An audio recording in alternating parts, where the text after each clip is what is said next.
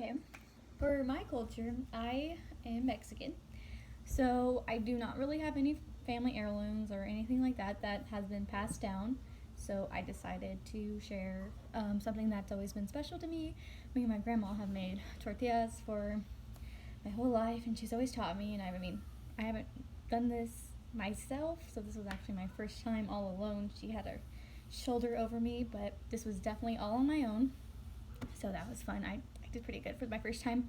Okay, so with this, I start with the bowl like this. I add flour. There's two flours that she uses, but I cannot think of the name.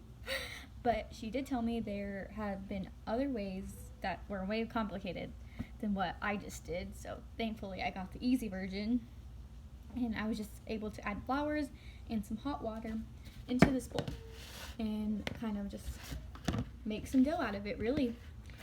And here is what I got, this dough after all that flour mixing with the water.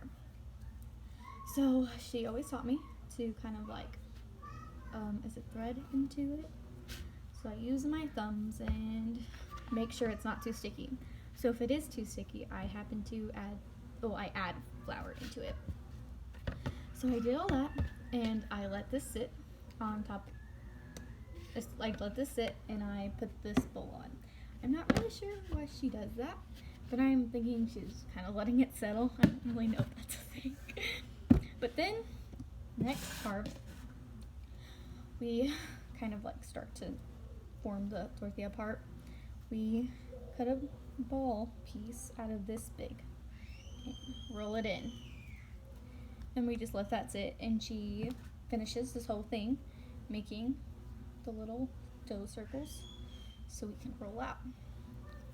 So we then thread these as well and have them all set out. And then for the next part, we roll. For our rolling, we use these wooden rollers. Yes, these have probably been in the family as long as I have. This one is newer.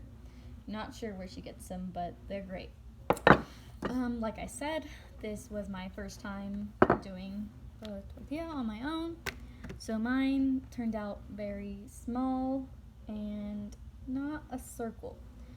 Though my grandma can do a circle way better than I kind of just add character to mine.